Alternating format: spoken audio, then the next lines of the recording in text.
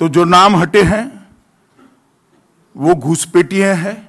Assam accord Congress party ने sign किया और आसाम अकॉर्ड की आत्मा ये एनआरसी के अंतिम लिस्ट नहीं है, ये प्राथमिक सूची।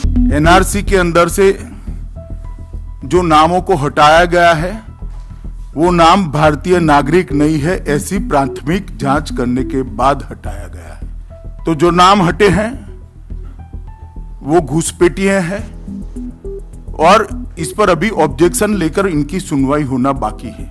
एक तो 40 लाख का आंकड़ा कोई अंतिम आंकड़ा नहीं है, इस पर जिनके नाम कटे वो ऑब्जेक्शन देंगे, इस पर सुनवाई होगी, क्रॉस वेरिफिकेशन होगा और सुप्रीम कोर्ट ने ले डाउन करे प्रोसीजर से इसकी संपूर्ण जांच होगी। उसके बाद में ही तय होगा कि वो नाम कटेंगे या नहीं कटेंगे, क्योंकि ये प्राथमिक लिस्ट है। 14 अगस्त 1985 को देर रात को 3 बजे असम अकॉर्ड साइन हुआ। उस वक्त इस देश के प्रधानमंत्री स्वर्गस्थ श्री राजीव गांधी थे। असम अकॉर्ड की आत्मा ये एनआरसी है। एनआरसी की शुरुआत ही कांग्रेस पार्टी ने करी। घुसपैठिए और शरणार्थी के बीच में भी भ्रांति खड़ी करने का प्रयास हो रहा है। जो व्यक्ति अपनी मान्यता को बचाने के लिए, अपने अस्तित्व को बचाने के लिए, अपने सम्मान को बचाने के लिए, अपने धर्म को बचाने के लिए एक देश से दूसरे देश आता है वो शरणार्थी होता है, और जो रोजगारी के लिए या अन्य कारणों से अवैध रूप से घुस कर यहां आता है वो घुसपैठिया होता है। व्याख्या में भारतीय जनता पार्टी के मन में कोई दुविधा नहीं है। प्रथम कथाटा হচ্ছে আসামের এনআরসি প্রক্রিয়াটা আমাদের কাছে বিশেষ করে বাংলার লোকদের কাছে অনেক দিক থেকেই একটা অস্পষ্ট বৃত্ত রচনা করেছে। তার একটা প্রধান কারণ আমাদের এখানকার বুদ্ধিজীবীরা এটা চর্চার ভিতরেই রাখে। 1911 সালে রাজধানী যখন ট্রান্সফার হয়ে চলে গেল দিল্লিতে, তার আগে পর্যন্ত আসাম, উড়িষ্যা, বিহার ইত্যাদি অঞ্চলের শুধু না সারা ভারতেরই কেন্দ্র ছিল কলকাতা। আর কলকাতা যেহেতু ইংরেজিতে একটু পারদর্শী হয়েছিল ব্রিটিশ কলোনির দ্বারা, সেই জন্যে তারা বড় বড় চাকরি, বড় বড় কাজ তারা করত। ডাক্তারি, ইঞ্জিনিয়ার, শিক্ষক, সমাজের উন্নয়নে যাদের কাজে লাগে তার অধিকাংশ বাঙালি ছিল ভারতবর্ষে। এইসব কার্যকে ব্যবহার করে সারা ভারতে বাঙালি তার সাংস্কৃতিক প্রাধান্য, অর্থনৈতিক প্রাধান্য এবং একটা রাজনৈতিক প্রাধান্য বিস্তার করেছে। এই বিস্তার করার ফলে কি হয়, যে জাতি বা যে জনগোষ্ঠী একসাথে উঠতে থাকে অন্য জনগোষ্ঠী তার প্রতি একটা বিদ্বেষ, হীনমন্যতা তৈরি হয়। সেই হীনমন্যতা তৈরির জন্যে ধীরে ধীরে আমরা লক্ষ্য করলাম যে ওড়িশা বা যে আসাম, যার ঐতিহাসিক ভিত্তিতে কলকাতা ছিল তার একটা একেবারে আপন জায়গা, সেটা ধীরে ধীরে দূরত্ব তৈরি হতে লাগলো। এবার দেশ স্বাধীন হওয়ার পরে আমাদের যে বাঙালির ইতিহাস তাই যদি আমরা লক্ষ্য করি তাহলে আমরা দেখতে পারবো যে গোটা ভারতবর্ষের উত্তর পূর্বাঞ্চলের পরে বাঙালির একটা বড় প্রাধান্য ছিল এবং তার ভৌগোলিক বৃত্ত ছিল। সেখানে দাঁড়িয়ে আমাদের কি হলো, আমরা যখন আসামে উন্নয়নের জন্য, আসাম অ্যাকচুয়ালি আমাদের আফ্রিকার মতো ছিল। আসামের উন্নয়নের ক্ষেত্রে কিন্তু একটা বিরাট ভূমিকা পালন করেছে পূর্ববঙ্গের লোকেরা, এবং সেই পূর্ববঙ্গের লোকেরা অধিকাংশ ছিল কৃষিজীবী এবং মুসলিম, তারা ওখানে গিয়েছে। আজকে এনআরসির নাম করে, এনআরসি আমাদের ধরা যদি যায় যে এনআরসি কোথায় নেই, নাগরিকপঞ্জি যদি না থাকে তাহলে আমরা এখান থেকে নাগরিক কেমন করে, আমরা ভোট দেই কেমন করে, আমরা কাজ করি কেমন করে? এনআরসি সব জায়গায় আছে। ওরা বললো নতুন করে এনআরসি নবায়ন করতে হবে। কেন নবায়ন করতে হবে? এই জন্যে যে ওখানে বাংলাদেশি মুসলমান এসে ঘুরে গেছে। কিন্তু এই কথাটা সত্য না। কিছু লোক কাজের জন্যে স্বাধীনতার পরেও এসছে, ৭১-এর পরেও হয়তো ৫০০, ২০০, ৩০০ আসতে পারে, এটা আমি অস্বীকার করছি না। কিন্তু এইটার নামে যে একেবারে বিরাটভাবে এসে গেছে যেমন হই হই করছে তা নয়, এবং ওখানকার বেকার লোকদের বোঝানো হচ্ছে যদি বাঙালিদের তাড়াতে পারি তাহলে আমরা চাকরি করব ইত্যাদিকে সূত্র করে এনআরসি কেবলমাত্র একটা ন্যাশনাল সিটিজেনশিপ সার্টিফিকেটে বেঁধে নেই, তা এখন একটা রাজনৈতিক যুদ্ধে রূপান্তরিত হয়েছে। এবং সেই রাজনৈতিক যুদ্ধে রূপান্তরিত হয়েছে বলে অমিত শাহের মতন অত রেসপন্সিবল একজন লোক, রেসপন্সিবল আমি এইটিতে বলছি, মানে গুজরাট জাঙ্গার কথা আমি ভুলে যাচ্ছি আপাতত, বলছি এই জন্য যে সে শাসক যে দল সেই দলের সভাপতি, তার ইচ্ছায় প্রধানমন্ত্রী হওয়া না হওয়া ইত্যাদি নির্ভর করতে পারে। তিনি বলছেন এই 40 লক্ষ ঘুষ পিটিয়ে ওদের ঘাট ধরে বের করতে হবে। পশ্চিমবঙ্গের আমাদের যিনি সভাপতি এখানকার দিলীপ বাবু, তিনিও তাই বলছেন। আমি কোনো খুব মন্তব্য করবো না, কারণ সেটা আমাদের দিকেই ফিরে আসবে। আবার আমি মূল কথা বলতে চাই এই ব্যাপারে যে এনআরসি হচ্ছে একটা রাজনৈতিক ষড়যন্ত্রের আইনি বহিঃপ্রকাশ। बात करते हैं मानव अधिकार की। मैं पूछना चाहता हूं, आसाम के लोगों का मानव अधिकार नहीं है? जब उनकी रोजगारी छीनी जा रही है, जब उनके शिक्षा के अवसर छीने जा रहे हैं, जब इनके स्वास्थ्य के अवसर छीने जा रहे हैं, इनका मानव अधिकार नहीं है? घुसपैठ के जरिए देश की सुरक्षा को तार तार कर दिया जाता है। जो मारे जाते हैं उनका मानव अधिकार नहीं है। मानव अधिकारों की रक्षा के लिए ही एनआरसी बना है, मगर भारत के लोगों की मानव अधिकारों की रक्षा के लिए बना। মানবিক কাদের যদি মানবিক হয় তাহলে যে বাড়ির লোকদের তাড়িয়ে দেওয়া হচ্ছে, বেনাগরিক করে দেওয়া হচ্ছে, যার মেয়েটা স্কুলে পড়তো, যার মা হসপিটালে ভর্তি হচ্ছে, যার জমি জমা চাষ করত, সর্বশূন্য হয়ে সে রাস্তায় দাঁড়াবে, তার না ওই দেশ থেকে দুজন শ্রমিক এখানে এসে কাজ করছে এবং কাজ করে কিছু রোজগার করছে, সেই জন্যে ওখানকার সমস্ত মানুষের শিক্ষা স্বাস্থ্য ভেঙে পড়েছে? এটা একেবারে অবান্তর কথা। পৃথিবীতে এরকম কথা হয় না। 10%-এর জন্য 90% মরে যাচ্ছে, এই কথা যদি বলে এস্টাবলিশমেন্টের দিক থেকে, সেই কথাটা উগ্রতা দিয়ে বলা যায়, যুক্তি দিয়ে বলা যায়। আর এর ভিতরে যদি মানবিকতা শব্দটাকে ঢোকাতে হয়, ভারতবর্ষ এমন একটা দেশ, আমাদের ধর্ম এত নিষ্ঠুর যে সে নিজের ধর্মের লোককে অস্পৃশ্য করে রেখেছে।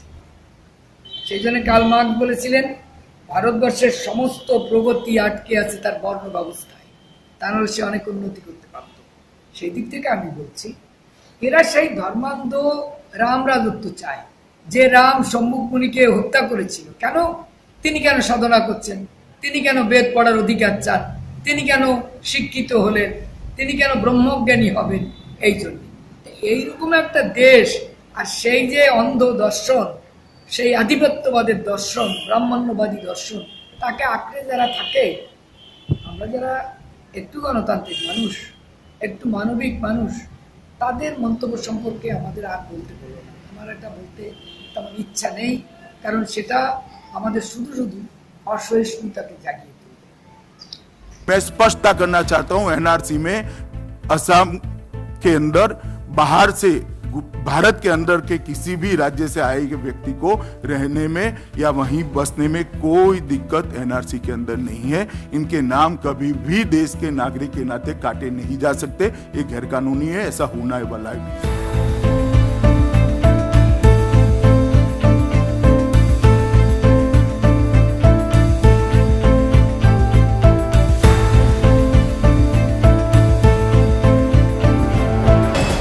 নিজৰ ৰাজনৈতিক মুনাফা লুটাৰ স্বাৰ্থত বিজেপি চৰকাৰে ষড়যন্ত্ৰমূলকভাৱে হিন্দু বাংলাদেশীৰ বোজা অসমত জাপি দিবলৈ উদ্যত হোৱাৰ সময়তে কেন্দ্ৰ ৰাজ্য চৰকাৰৰ বিৰোধিতা বিজেপি সাংসদ বিজয়া চক্ৰৱৰ্তীৰ স্পষ্ট মত বহুত হ'ল আৰু এজনো বাংলাদেশীৰ বোজা অসমে ল'ব নোৱাৰে। 1971 চনৰ পিছত অহা কোনো বাংলাদেশীৰ বোজা নলয় অসমে। 21ৰ পাছত যিবিলাক আহিছে, সি বিশেষকৈ আমাৰ হিন্দু বঙালীৰ ওপৰত কথাটো আহি আছে যে তেখেতসকলে অসমে বোজা লোৱা সম্ভৱ নহয়, অসমত নহয়। যে 31 ডিসেম্বর 2017 যখন প্রথম খসড়া প্রকাশিত হয়েছিল, যাতে আমার বা আমার পরিবারের কারোর নাম ছিল না এবং অনেকেরই নাম ছিল না। আমি যে জেলায় আমার বাস, কাছাড় জেলা, সেখানে শতকরা 30% মানুষের নামও পুরোটা ছিল না। তো সেখান থেকে আজকে আমরা দেখতে পাচ্ছি যে 30শে জুলাই যে চূড়ান্ত খসড়াটা বেরোলো, তাতে 40 লক্ষ মানুষের নাম বাদ পড়েছে। কিন্তু আমরা নানা সূত্রে জানতে পেরেছি, কারণ কোন জেলায় কতজন, কত শতকরা হিসেবে কত বাদ পড়েছে, এই খবর কিন্তু সামাজিক মাধ্যমে মধ্য দিয়ে আমাদের কাছে পৌঁছে গেছে। এবং এর থেকে দেখা যাচ্ছে আর কিছু সরকার নিজেরাই জানিয়েছেন। যেমন আমার যে জেলা, কাছাড় জেলা, যার সদর শহর হচ্ছে শিলচর, তাতে 2,28,000 মানুষের নাম বাদ পড়েছে। সবচেয়ে কম বাদ পড়েছে মুসলমান প্রধান, লক্ষ্য করুন, মুসলমান প্রধান, বাঙালি মুসলমান প্রধান যে অঞ্চল, হাইলাকান্দি জেলা, অনগ্রসর জেলা, তাতে 54,000 মানুষ। আর আমাদের যেটা সীমান্ত জেলা, আগে যেটা 1947-এর আগে যেটা ছিল সিলেট জেলার অন্তর্গত, অর্থাৎ যা কিনা এখন বাংলাদেশে আছে, সেই করিমগঞ্জ জেলায় বাদ পড়েছে 1,22,000 মতো মানুষ। সব মিলিয়ে আমরা যেটাকে বরাক উপত্যকা বলতে খুব ভালোবাসি, সেই 4 লাখ মানুষ ওখানে। বাকিটা বলে অঙ্কের হিসেব বলছে 36 লাখ মানুষ, তাহলে ব্রহ্মপুত্র উপত্যকায়। উগ্র শব্দটা লাগবেই না। কিন্তু হিন্দিভাষী যারা, এই গতকালই বোধ আমি সেটা খবর পাইনি, কিন্তু নানা সূত্রে জেনেছি যে আসামে যত হিন্দিভাষী আছেন, তাদের দাবি অনুযায়ী বা হিসেব অনুযায়ী এদের মধ্যে প্রায় শতকরা 25% বাদ পড়েছেন। বুঝুন অবস্থা, হিন্দিভাষীদের কথা বলছি। নেপালিদের সংখ্যা 1.5 লাখ থেকে 2 লাখের মধ্যে। কোচ রাজবংশী যারা নানা রকম আন্দোলন করছেন, এই মুহূর্তেই বলা যায় পশ্চিম আসামে, তাদের সংখ্যাটা জানা যায় না, কিন্তু সেটা বেশ ভালো সংখ্যাই হয়। এছাড়া বাদ পড়েছেন যারা, তাদের আমরা সাধারণভাবে জনজাতি বলে থাকি। সবচেয়ে যেটা আশ্চর্যজনক, আমাদের মধ্য আসামে কার্বি আংলং বলে একটা জেলা আছে, যেখানে পঞ্চানন বাবু কিছুদিন কাজ করেছেন, দিফু ক্যাম্পাস আমাদের আসাম বিশ্ববিদ্যালয়ে। সেখানে কার্বি জনজাতির মানুষেরা বাস করেন। আচ্ছা বলুন তো, তাদের কি ঘুষপেটিয়া বলা যায়? তাদের সঙ্গে তো বাংলাদেশের কশ্মীর কালেও কোনো সম্পর্ক ছিল না, যে বাংলাদেশ থেকে উড়ে এসে জুড়ে বসেছে। অথচ কার্বি বন্ধুদেরও বেশ কিছু নাম বাদ পড়েছে। আমাদের কাছাড় জেলায় মূলত এবং করিমগঞ্জেও মণিপুরী সম্প্রদায়ের কিছু মানুষ আছেন। আপনারা জানেন তো, কাছাড় জেলার পরেই হচ্ছে কিন্তু মণিপুর রাজ্য। মণিপুরীদের মধ্যে আবার 2টো সম্প্রদায় আছে, যদি এটা নিয়ে ঝগড়াও আছে, তার মধ্যে যেমন একটা সে সময় নয়। বিষ্ণুপ্রিয়া বলে একদল সম্প্রদায় আছেন, যারা মূলত শিলচর শহরের উপকণ্ঠে বাস করেন। তাদেরও একটা বেশ বড় সংখ্যায় বাদ পড়েছে, কিন্তু সংখ্যাটা কত এটা কেউ বলছিল। এবার সবচেয়ে যেটা হাস্যকরী বলবো, সেটা হচ্ছে আমার অসমীয়া ভাই বোনদের মধ্যে অনেকে বাদ পড়ে গেছেন। বলে কি বলছেন আপনি? এর কারণটা শুনুন। অসমীয়াদের, আমি তো ভট্টাচ, অসমীয়াদের মধ্যেও কিন্তু ভট্টাচ হয়। বিখ্যাত নাম তো আছি আপনাদের সামনে, মৃত্যুঞ্জয়ের লেখক বীরেন্দ্র কুমার ভট্টাচার্য, যিনি সাহিত্য একাডেমির সভাপতি ছিলেন। ভট্টাচ তাদের মধ্যে হয়। চক্রবর্তী হয়, যেমন বিজয়া চক্রবর্তী কিছুদিন আগে বাঙালিদের খুব গালপাট ছিলেন সংসদে দাঁড়িয়ে, আমি শুনছিলাম বসে বসে। তিনিও তো চক্রবর্তী। বাঙালিদের মধ্যে অজস্র চক্রবর্তী আছে, দাস আছে, দত্ত আছে, অসমীয়াদের মধ্যে আছে, গোস্বামীও আছে, অসমীয়াতেও আছে, বাঙালি। एनआरसी विवाद पर registrar general of India Shailesh का बड़ा खुलासा। पश्चिम बंगाल में वेरिफिकेशन के लिए करीब 1,20,000 डॉक्यूमेंट्स भेजे गए थे। रजिस्ट्रार जनरल ऑफ इंडिया ने कहा पश्चिम बंगाल सरकार ने सिर्फ 14 से 15,000 डॉक्यूमेंट्स ही वेरिफिकेशन के बाद वापस किए। रजिस्ट्रार जनरल ऑफ इंडिया के मुताबिक ममता सरकार ने काफी दिनों के बाद डॉक्यूमेंट्स वापस किए, मैन पावर की कमी का हवाला दिया। দ্বিতীয় আর একটা কথা বলি, ওখানে ওরা বলছে বংশবৃক্ষ, এবং যার জন্য পশ্চিমবঙ্গকেও বলছে তোমরা পাঠাচ্ছ না কেন তথ্য। আমরা জানি আন্তর্জাতিক আইন অনুসারে যদি কোনো নারী অন্য দেশে বিয়ে করে সেই স্বামীর নাগরিকত্ব সে পেতে পারে। এখন আমাদের অধিকাংশ যারা ওখানে নাগরিকত্বহীন হয়ে যাচ্ছে তার অধিকাংশ নারী এবং সেই নারীর সন্তানেরা। এটা কিন্তু একদম অফিসিয়ালি ওখানকার এমপি লোকসভায় নিজে বলেছেন মিস্টার ডেকা, আমি শুনেছি। দ্বিতীয় কথাটা হচ্ছে এই যে বংশবৃক্ষ, একটা গরিব লোক যে নদীর পাড়ে থাকে, কতবার তার বাড়ি জলে ডুবে বন্যায় ভেসে গেছে, তার যে কাগজপত্র ছিল তা কি সে রক্ষা করতে পারে? দলিত দরিদ্র মানুষের ক্ষেত্রে এই বংশবৃক্ষের কথা বলা, তাই নিয়ে তার কামরূপ থেকে অথবা করিমগঞ্জ থেকে তার দিসপুরে যাওয়া, ডিব্রুগড়ে যাওয়া, তার মানে হচ্ছে একটা ইমেজারি আমি বলতে পারি, যীশু খ্রিস্টকে তার যে ক্রুশ নিজেকে বয়ে নিয়ে যেতে হচ্ছে, যেটা গিয়ে তাকে ক্রুশবিদ্ধ করবে। এই গরিব মানুষদের ক্ষেত্রে এই চক্রান্তকারীদের এই ভয়ঙ্করতা, নিষ্ঠুরতা, তার সাথে ছাড়া তুলনা করা চলে না।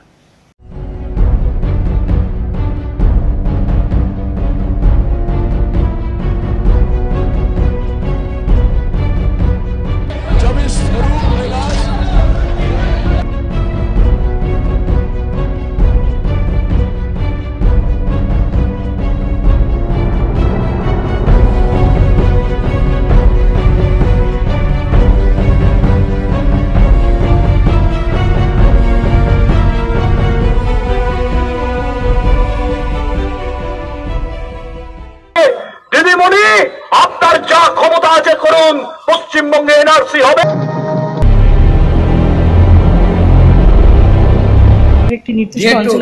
এটাকে বলে ঘেটো। যেমন করে আফ্রিকায় ছিল, ওরা হিটলারের শিষ্য, ওরা মুসলিনের শিষ্য, ওরা জাতি দম্ভবাদী সংকীর্ণতা দ্বারা আকৃষ্ট, ওরা গান্ধীজির অন্য দোষ থাকতে পারে, কিন্তু তার ভিতরে যে ব্যক্তিগত ডেমোক্রেসি ছিল সেই ডেমোক্রেসির জন্যে তাকে তারা হত্যা করেছিল। তারা ওই রামধুন গাইতো, কিন্তু তাও তারা সহ্য করতে পারেনি, এত অসহিষ্ণু। তারা ভারতবর্ষের এত লোককে খুন করল। তাদের এখন বড় টার্গেট দলিত এবং সংখ্যালঘু। এদের খুন করে তারা সেই রক্তের সিংহাসনে বসবে। এ তো শ্মশানের রাজত্ব। মানবিকতা ধ্বংস হয়ে যাবে, মনুষ্যত্ব থাকবে না। ভারত নামক মহান দেশ, আমাদের উজ্জ্বল ঐতিহ্য, তা একেবারে নুয়ে পড়বে। আমরা, আমার তরুণ প্রজন্ম যারা তোমরা আমার ছেলের মতন, তাদের কাছে আমার আবেদন, আর যাই হোক তোমরা এই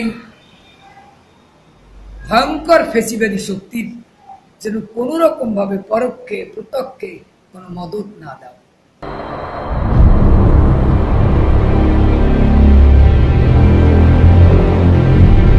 ওনাদের যে হিমবন্ত মানে এইস বড় পূজারী, তিনি ইতিহাসের, আসামের ইতিহাস লিখেছেন। তিনি বলেছেন 1822 সালে অহোম তারা তিব্বত থেকে এসেছে, অহোমীরা। তিনি বলেছেন তারই বইতে বাঙালিরা ওখানে পঞ্চম শতক এবং ষষ্ঠ শতকে কামরূপের রাজার ওখানে পুজো পার্বণ ইত্যাদির জন্য তারা প্রথম যায়, ভট্টাচার্যিরা নবদ্বীপ থেকে।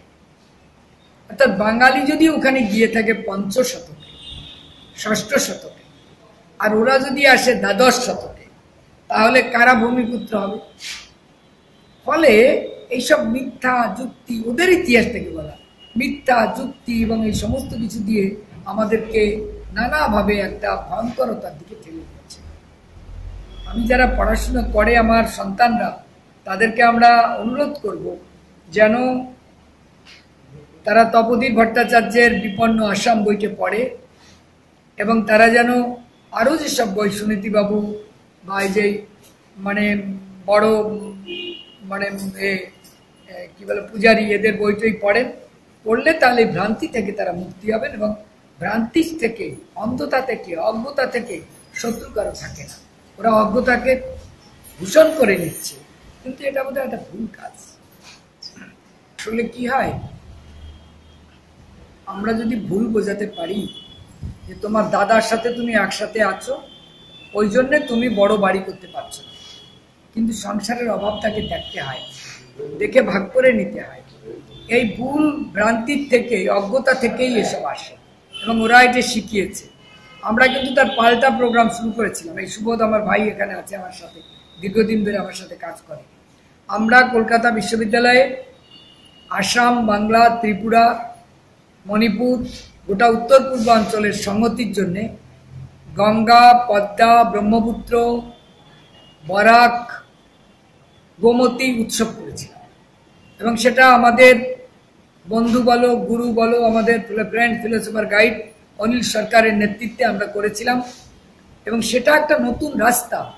আমাদের ইচ্ছে ছিল কেন্দ্রের যে ভাষা আগ্রাসন, সাংস্কৃতিক আগ্রাসন, হিন্দু আনি যে ভয়ঙ্করতা, তার বিরুদ্ধে আমরা আমাদের মাতৃমুক্তি পণ করে আমাদের মাতৃভাষা, মাতৃসংহতি, পরস্পর একত্রে ভ্রাতৃভাবে থাকবো এবং সেই সম্প্রীতির সংহতিকে ঊর্ধ্বে তুলে ধরে আমরা কেন্দ্রের অবিচারের বিরুদ্ধে আন্দোলন করব। কিন্তু আমরা ফেল করেছি।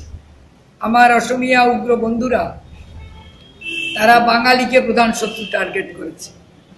মানে এটা আড়াল হয়ে যাচ্ছে। যেমন করে সাম্রাজ্যবাদীদের সাথে যুদ্ধ না করে আমরা পাকিস্তান, হিন্দুস্তান যুদ্ধ করি, আমরা বাংলাদেশের সাথে যুদ্ধ করি ভাইয়ে ভাইয়ে, এই যুদ্ধ ভুল। আগামী দিনকে মানুষকে, এটা হচ্ছে, এর জন্য আমি প্রধানত দায়ী করি আমাদের বুদ্ধিজীবীদের, আমাদের শিক্ষা ব্যবস্থাকে। আমাদের কুশিক্ষা দেওয়া হচ্ছে। আমাদের যথার্থভাবে যা আমাদের শিক্ষা দেওয়া উচিত, অসমিয়ারা আমার ভাই বোন, এই বোধ যদি তীব্র হতো, ওড়িয়ারা আমার ভাই বোন, এই বোধ যদি তীব্র হতো, তাহলে এইসব দাঙ্গার রাজনীতির জায়গা পেত না। এইটা হচ্ছে আমার কথা। আমি আবেদন করছি যত ছোট ছোট ভাষাভাষী বন্ধুরা আছে, আমরা মাতৃভাষার আন্দোলন করি, তাদের মুক্তি, তাদেরও। এবং আমি মনে করি একমাত্র সোভিয়েতে সমস্ত যাদের স্ক্রিপ্ট নেই তাদের স্ক্রিপ্ট করে দেওয়া হয়েছিল লেনিন, স্ট্যালিনের সময়, এবং সেই রকম করে সমস্ত ভাষা, জাতিগোষ্ঠী, তাদের স্বাধিকার, তাদের অধিকার, গণতন্ত্র, তাকে সুরক্ষিত করতে হবে। এই নয় যে জাতিসত্তাবাদী রাজনীতি বলে তাদের চাপিয়ে দিতে হবে, তাদের অন্ধকারে ঠেলে দিতে হবে, এটাও ব্রাহ্মণ্যবাদ। আমরা চাই ওই সমস্ত ছোট ছোট জাতি গোষ্ঠী, তার যে সংস্কৃতি, মহত্তম সংস্কৃতি, মানবিক সংস্কৃতি, তাদের ভিতর যে বিজ্ঞান আছে, তাদের ভিতর যে ঐতিহ্য আছে, তাদের ভিতর যে শিল্পকলা আছে, তাদের ভিতর শ্রমের প্রতি যে শ্রদ্ধা আছে। উত্তর পূর্বাঞ্চলে তো মাতৃ জাতির যে সম্মান, ভারতবর্ষে তা নেই। সীতা, সাবিত্রী, দময়ন্তী বলে না না না, তার থেকে অনেক বেশি আমার ওই হেড়ম্বার দেশে, ওখানে কিন্তু আমার অনেক বেশি তারা মাকে সম্মান দেয়, ওখানে মাতৃতাত্ত্বিক সমাজ। এটা একটা মহত্তম কাজ, তাকে আমরা ঊর্ধ্বে তুলে ধরতে পারলে এই বিচ্ছিন্নতা বন্ধ হবে। 22 বছর ধরে আমি কলকাতায় মাতৃভাষা উৎসব করে সমগ্র ভাষার মানুষকে বা কলকাতায় এনে আমরা একটা সম্প্রীতি বাতাবরণ তৈরি করতে চেয়েছি। আমরা বছরের সর্বভাষা কবি সম্মেলন করি এবং আমরা সবসময় ভাষা আগ্রাসনের যেমন বিরুদ্ধে, বাংলা আবার কাউকে আগ্রাসন করুক তারও বিরুদ্ধে। এই যে আমি রাজশাহী থেকে এলাম, ওখানে 21টা ভাষা এবং জাতিগোষ্ঠীর একটা বৃহত্তর আন্তর্জাতিক সেমিনার ছিল। সেখানে আমি একজন বক্তা ছিলাম, অতিথি ছিলাম এবং আমি তাদের সাথে বন্ধুত্ব করেছি। আমি অনেক কিছু শিখেছি এবং একটা বড় শিক্ষা তার ভিতর থেকে, যদি এইসব ভাষাগোষ্ঠীর মানুষকে তাদের অধিকার দিয়ে রাখা যায়, তাদের মিনিমাম গণতন্ত্র যা তা দেয়া যায়, তাদের উঠবার সুযোগ দেয়া যায়, তাহলে কিন্তু জাতি 10টা ফুলে একটা শক্তিশালী মালা হতে পারে। সে বাংলাদেশের ক্ষেত্রে, ভারতের ক্ষেত্রে আরো 100 বার সত্য। আমরা একটা সমাধানের কথা আমি বলতে পারবো না, কিন্তু আমি বলতে পারি, আমি অসমিয়া মানুষদের কাছে, বন্ধুদের কাছে, ভাই বোনের কাছে আমি আবেদন করি, ওখানকার মনীষীর কাছে আমি আবেদন জানাই, আপনারা সত্য কথা বলুন, আপনারা ওখানকার উগ্রতাকে বন্ধ করুন। বাঙালি অসমিয়া ভাই ভাই, বন্ধু বোন, এই কথা জাগ্রত করুন এবং দিনে দিনে এইটা যদি না করা যায়, তাহলে কিন্তু বাইরের শত্রুরা আমাদের দুই ভাই বোনের ভিতরে আমার মা মাসির ভিতরে যুদ্ধ বাঁধিয়ে দিয়ে আমাদের ভয়ঙ্কর বিপদে পড়বে। কিন্তু আমরা বলছি বাঙালি জাতিসত্তার ভিতরে হিন্দু মুসলমান একেবারে মিশ্রিত, তার একই বৃন্তে একটি কুসুম হিন্দু মুসলমান।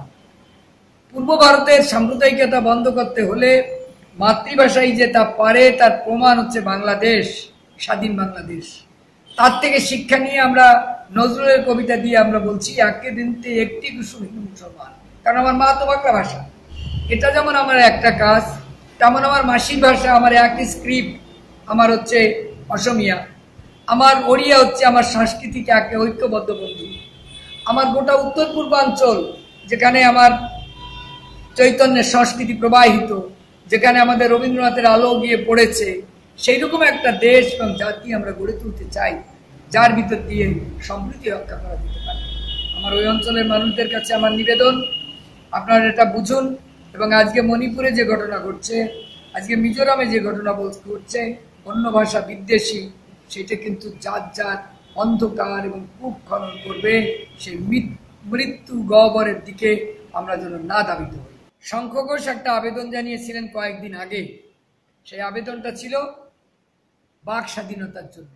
সেখানে তিনি বলেছিলেন, গত ৩রা জুলাই কলকাতার দৈনিক আজকাল পত্রিকায় অসমে বাঙালির সরসজ্জা নামে একটি লেখা প্রকাশিত হয়।